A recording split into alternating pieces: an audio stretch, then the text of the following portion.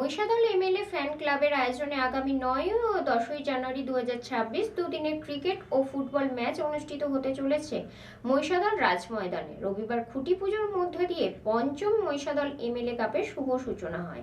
এদিন উপস্থিত ছিলেন বিধায়ক তিলক কুমার চক্রবর্তী সহ অন্যান্যরা।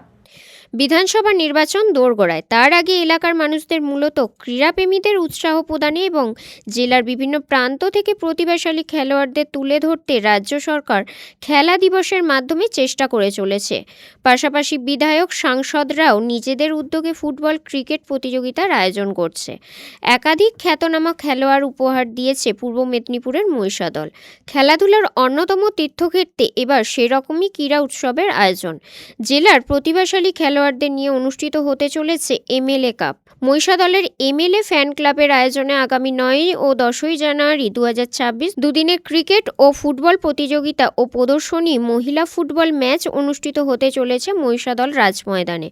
আগামী 9 জানুয়ারি শুক্রবার দিবারাত্রি ক্রিকেট এবং 10 জানুয়ারি শনিবার কলকাতা ও উড়িষ্যার দুটি মহিলা ফুটবল দলের প্রদর্শনী ম্যাচ ও ফুটবল প্রতিযোগিতার আয়োজন করা হয়েছে।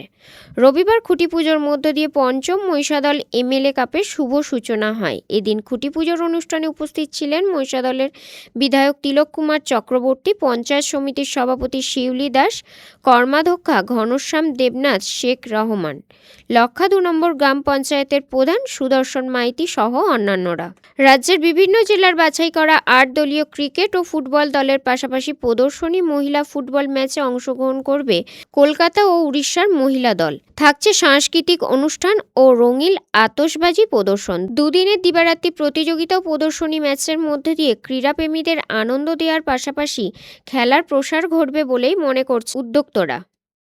রঞ্জন মাইতির রিপোর্ট, খবর বিসিবিএস।